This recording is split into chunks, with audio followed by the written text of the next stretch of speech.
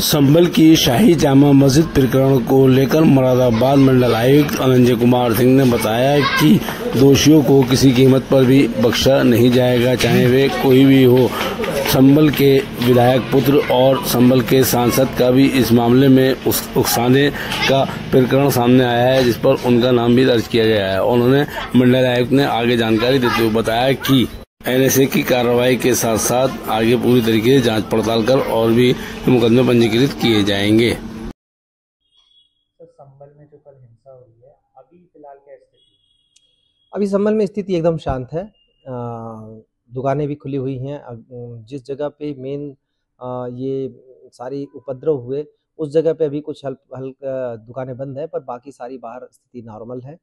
लेकिन हाँ, वहाँ पे भी कोई किसी तरीके का कोई अब तनाव भी नहीं है। सब जगह पुलिस की मौजूदगी है और एकदम स्थिति कंट्रोल में है, सामान्य होती जा रही है और हम पूरी उम्मीद करते हैं कि अब लगातार सामान्य ही होती जाएगी।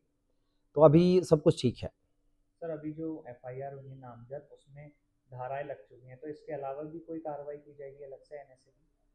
देखिए, इसमें जो जिस तरीके से पुलिस को साक्ष्य मिल रहे हैं उसमें के अनुरूप हम कार्रवाइयाँ कर रहे हैं।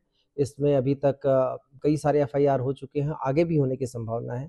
उसमें जो वहाँ के माननीय सांसद हैं उनको भी इसको उकसाने के लिए, इस पूरे उपद्रव को, जो माननीय विधायक है उनके पुत्र को इसके उकसाने के उसमें आरोप में आरोपित किया गया है। और आगे अभी जांच चल रही है, सीसीटीवी कैमरे भी देखे जा रहे हैं, क्योंकि ये पूरी तरह से अनायास ही की गई कार्रवाई थी कि मस्जिद में कोर्ट के आदेश पर सर्वे हो रहा था। उस सर्वे में दूसरी बार ये सर्वे होने जा रहा था। कोर्ट में सबको अपनी बात कहने का अवसर उपलब्ध था। अगर उस कोर्ट में नहीं तो उसके ऊपर भी अदालतें, उस जगह पे बात करने का अवसर उपलब्ध था। इसके बावजूद चुना गया कि इस तरीके की हरकत की जाए जिससे वहाँ का माहौल बिगड़े। इसमें किसी को भी इसमें बख्शा नहीं जाएगा। सबके खिलाफ कड़ी कार्रवाई करेंगे और आगे जैसी जैसी परिस्थितियां बनती जाएगी, जांच आती जाएगी। यहाँ तक कि हम उनके ऊपर भी नज़र बनाए हुए हैं जो इस मामले में अफवाह फैला रहे हैं। अभी एक वीडियो हमें मिला जिसमें इन जो उपद्रवियों ने गाड़ियों में आग लगाई, उससे जो उठते धुएं को एक अलग एंगल से लेके मस्जिद के और वहाँ पे धुएं के तौर पे दिखाया जा रहा है। उन सब पे हमारी नज़र है। वहाँ पर मुंह बांध के लोग आए थे, उसके बावजूद अलग अलग सीसीटीवी कैमरों से हम उसका परीक्षण करा रहे हैं। मस्जिद पर पथराव करके मस्जिद को क्षति पहुंचाने की कोशिश करने वाले को भी हम चिन्हित कर रहे हैं।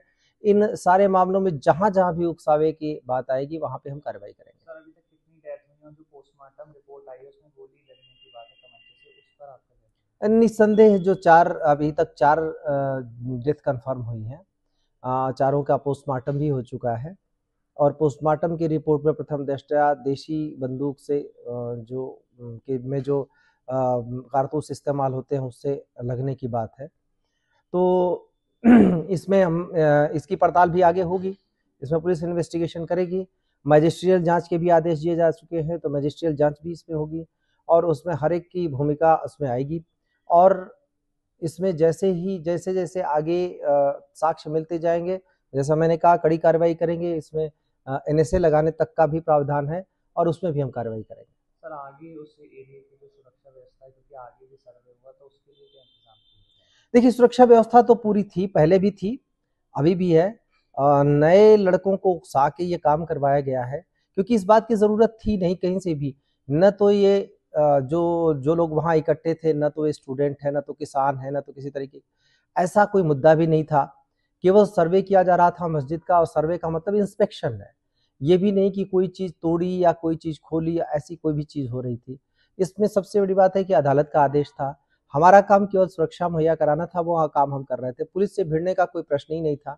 बहुत सारे लोग अलग अलग तरीके से, अलग अलग एंगल से इस चीज़ को रंग देने की कोशिश कर रहे हैं, पर इस बात का जवाब वो नहीं दे पा रहे कि वहाँ लोग इकट्ठे किस लिए हुए, नई उम्र के लड़के किस लिए इकट्ठे हुए, कोई बुजुर्ग वहाँ क्यों नहीं था उनको कंट्रोल का। अगर आना भी था तो बुजुर्गवार जो हर बार वहाँ नमाज पढ़ने आते, वो क्यों नहीं आए? ऐसा कुछ भी नहीं हुआ। वहाँ पे लोग इकट्ठे हुए, मुंह बांध के आए थे। तो क्या करने आए थे मुंह बांध के? फिर उन लोगों ने बिना उकसावे की सारी कार्रवाइयाँ की और अनायास तौर पर कई सारी चीज़ों को जोड़कर उस पर चीज़ें चलाई जा रही हैं, थ्योरीज बनाई जा रही हैं। बहुत स्पष्ट है कि जो लोग इसमें फ्यूलिंग करने का काम करेंगे उसके खिलाफ भी कार्रवाई करेंगे। आगे मुझे लगता है कि सबको ये बात धीरे धीरे समझ में आ रही है कि ये बेवजह हुआ। हम लोग भी बातचीत में हैं सभी लोगों से, सभी पक्षों से प्रयास भी कर रहे हैं और समझाने का भी प्रयास कर रहे हैं। जो लड़के वहाँ पर इस पथराव में शामिल थे उनमें से ज़्यादातर की उम्र पढ़ने की है, बहुत सारे लोगों की अपने जॉब करने की है और उसमें से कई सारे कुछ न कुछ काम धंधा कर भी रहे थे। अपना काम धंधा छोड़ के इस तरीके की चीज़ों में, गतिविधियों में संलग्न होना वो किसी के लिए भी अच्छा नहीं है।